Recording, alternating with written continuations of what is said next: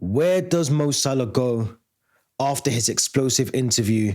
And how does he get back into Arne Slot's team after the African Cup of Nations? Welcome back to Starler Play Football. Welcome back to the channel if you're new.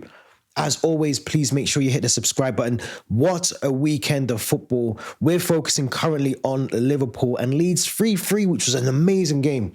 It was an amazing game, and I don't think we can take away anything that happened in that game from Leeds because they played really well.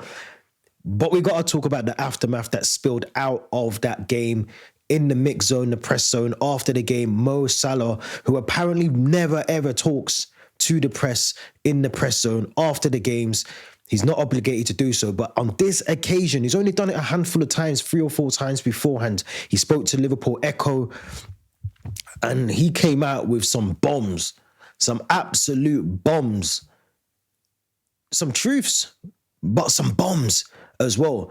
And I want to try and do this video. I don't want to do this video from a Chelsea perspective and talking about Liverpool. And I hope I never come across like that on this channel, because I always want to try and be fair on the fence.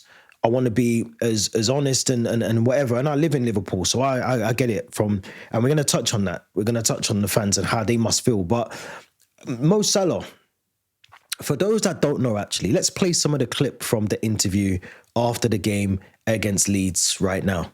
I'm in the bench. I think it's my first time in my career, but I'm very disappointed. I'm very, very disappointed, to be fair. I have done so much for this club.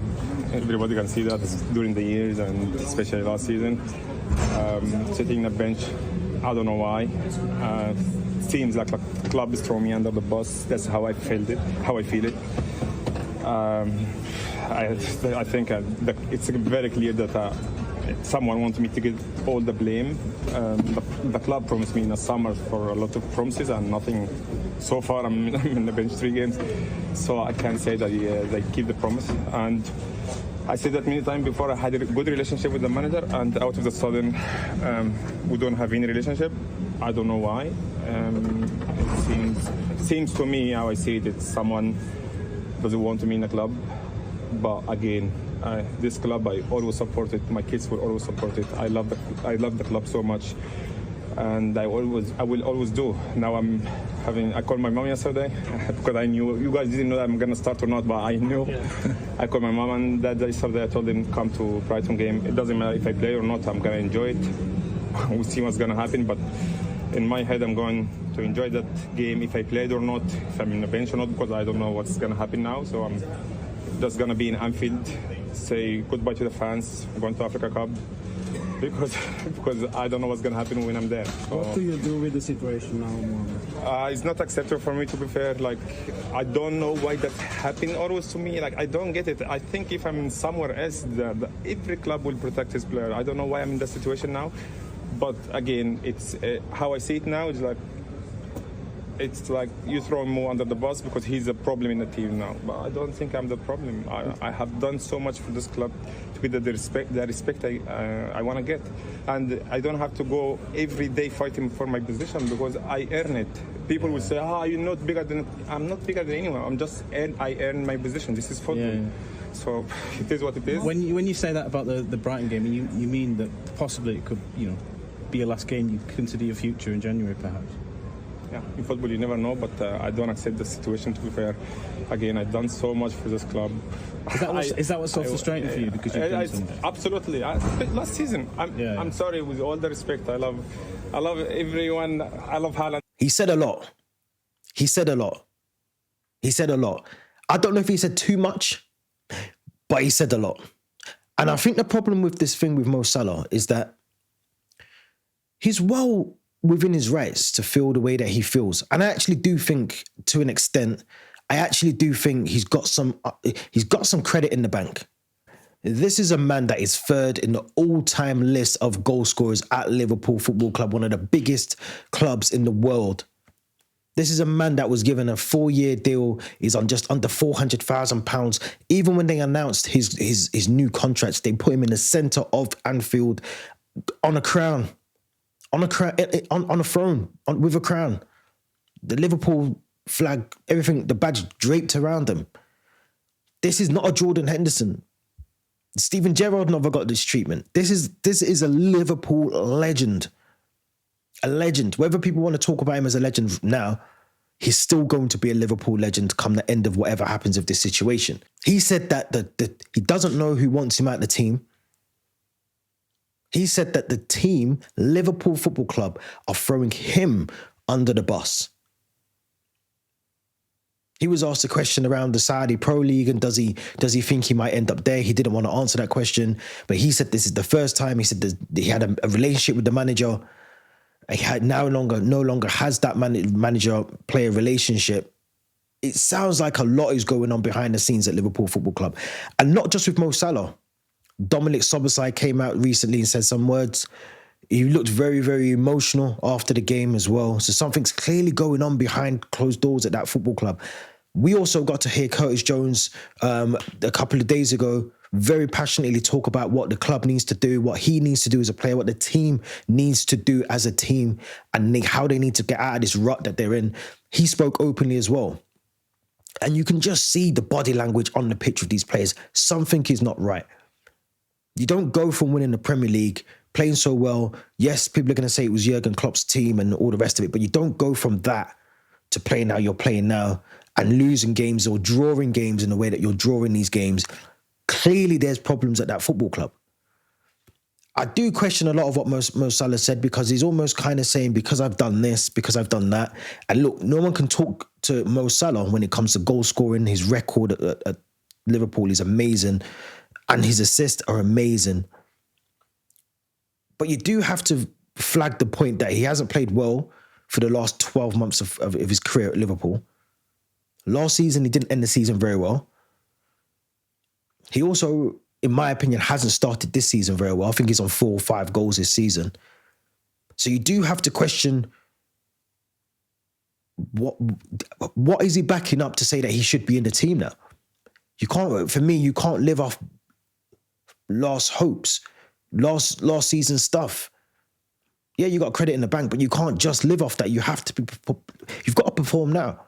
The team needs you right now to score goals, create chances, assist the player. This is where I think Mo Salah's gone wrong, because I think at this point in his career, 2 things as well. In this point in his career, he's 33, nearly 34, I think. You're at a point where you're not necessarily going to be the main guy at this club anymore. There are going to be players that maybe play ahead of you. What he should be doing in that situation is trying his hardest on the training ground. And maybe he is doing that. But wait for your chance. Get your chance and take it. Just like anybody else. You can't expect as a yes, you're Mo Salah. Yes, you're the face of African football. Yes, you're all of these things. But if the gaffer's telling that you got to do more, you got to just do more. You got to just do more. Get your head down and start playing football. Coming out and throwing, you even mentioned Jamie Carragher. He's throwing out all these names, got thrown under the bus and all this and that. How's his teammates must feel after that interview? Because he mentioned I should be playing in the team. Well, Dominic Szoboszlai's been playing there. Szoboszlai's been playing on that side of the pitch. So how would he feel? You're meant to be one of the leaders and setting an example for the Verts and the Isaks and the Curtis Jones. You're meant to be the guy that leads by example. Now what you've done is you've created this divide between, yourself, the manager, and maybe even the players. And you're going up against the board, the people that pay your wages. You're going up against them to say, actually, you need to pick between me as Mo Salah or Arne Slot as the gaffer. And which side of the fence are you standing on? And that's what Mo Salah's telling us in that video. Very, very, very strategic, Mo Salah, by the way. Because you can drop a bomb like that when your team doesn't win. And you're about to head off to the African Cup of Nations. You can drop those bombs. Because now you get to throw the bomb, hide your hands, and go and play for your team, your nation, for Egypt. Whilst everyone here in England, the press, and I'm sure there'll be something about it on Monday Night Football today, we're all going to dissect this for the next couple of weeks now. Now, there is also breaking news as well in this video as I'm recording that he's not traveling to Italy to play Inter Milan. He turned up for training this morning. There's been a conversation with the board and Arne Slot. He's not training with them. He's not traveling with the squad. That's a big thing. You're Mo Salah. You're Mo Salah. Sometimes you got to just... I don't know how he comes back from this. Mo Salah cannot just walk back into the team. Mo Salah does not just walk back into that team after the African Cup of Nations and retain a spot in that team. There's going to have to be some damage control done. There's going to have to be some I am sorry's done if he wants to play again. There's also the side of it, does Arne Slot lose his job in between the AFCON? And do they bring someone else in? But then you have to also think, what new manager would want to come in and deal with this nonsense? What new manager would want to come in and deal with Mo Salah talking so openly in the way that he did? You could tell through that video, that's a video of frustration and anger. That wasn't rational thinking. That was just, I'm reeling off everything that I've been feeling, probably sat on that bench for 90 minutes, and I'm just going to tell everyone everything. Now, apparently how it went down was that he walked past the press zone, the mix zone. They asked him the usual questions, are you willing to talk to us? He said 9 times out of 10, he says, no, he doesn't, I'm not going to participate in that. But this time he said, I'm just going to get a shower. I'll be back. And all the press waited around and he came out and delivered the bombs. Very, very strategic. Very strategic, because he knows that he can go and play for Egypt. And if he knows that the Saudi Pro League, any of those clubs want him, how do you navigate that? How do you start making that happen? What are the mechanisms that you need to start doing that? You need to drum up some noise. Maybe that's why he's been sat on the bench, because actually Liverpool think to themselves, we've got a player that's not playing well, that may have actually asked to be taken out of his contract. He's got this, maybe his agent's got a sniff that the Saudi Pro League wants him. Maybe that's why he's been sat on the bench for three games. Maybe that's why he's been sat on the bench for 3 games. But the problem when you do all of this is that if that deal doesn't materialize, it's a lose-lose. You've got a player that is no longer in your first team plans. You're having to pay him just under 400 grand a week, and he'll have 3 years left on the deal. Mo Salah's going to want that move. And if that move doesn't happen, and I could only imagine it's going to be the Saudi Pro League that's going to be able to afford the wages and the structure of payments that Liverpool are going to want and that Mo Salah is going to want as a wage to go and play in Saudi Arabia. So I don't think there's any other alternative for him. Hope that Saudi club coming for him and he gets the move, or he stays at Liverpool and has to try and buy his way back into that team. Because I'll tell you something as well, and I wanted to touch on this. I live in Liverpool. And there's one thing you can't do when it comes to Liverpool Football Club is disrespect their football club. You can't disrespect Liverpool Football Club. It doesn't even matter whether you support any other club or you support Liverpool. You can't disrespect football in Liverpool. You just can't. I live here. Scousers live and breathe this thing every single day. They love football. It's their thing. It's their religion. You can't disrespect Liverpool Football Club. And that goes for the players. Their local player, Trent Alexander-Arnold, look at the disrespect that some Liverpool fans deemed that he put on his football club. And look how he was treated. This is Mo Salah. No one is going to be exempt from this. No one is exempt from trying to disrespect the football club. And if you do disrespect the football club, then there will be consequences for that. And I think Mo Salah will find those out very quickly because, again, you can do everything. You can have won the Premier League twice, European champions. You can do all of that with the football club. But the moment you disrespect Liverpool and the club and the fans as well, because even coming out and doing what you've done in terms of the way that Mo Salah's done it, you're actually disrespecting the fans. And you're disrespecting he's disrespecting the fans, he's disrespecting his teammates, he's disrespecting the gaffer, he's disrespecting the club that pays his wages. So there's a lot of disrespect with some truths in there. But I think those truths have to be had and handled behind closed doors. Us as fans, we should never hear about all of the things that were said after that game. We should not even know about them. We shouldn't know that that's how Mo Salah feels.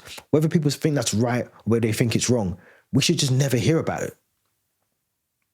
That's an internal thing that you deal with from a club to player, the player liaisons, the agents, all of these things are there to stop this from getting out. But because Mo Salah's bypassed all that, he's bypassed all of that and went straight to the press. It's not looking good for him. It's not looking good for him. I want to know your thoughts. Is Mo Salah in the right here? Should he have the right to come out and talk very openly about his time this season, back end of last season, how he feels that he's no longer got a relationship with the manager? Are the players coming out? Are they going against the manager? There was a lot of talk in the press recently that Johnny Heitinga was actually, who's now no longer at the club, was actually the number 2 that was the more likable in terms of man-to-man management with the players. A lot of these players apparently have come out and said he was the guy that they would go to. Whereas now you've got Arne Slot, very, very unapproachable, not a very good man manager.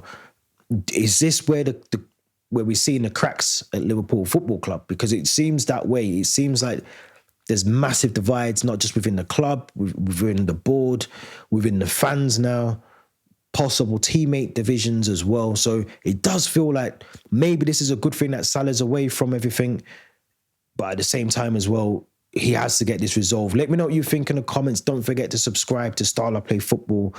Leave your thoughts in the comment section. Should Mo Salah play for Liverpool again, or has he played his final game for Liverpool? Let me know your thoughts. We'll be back soon.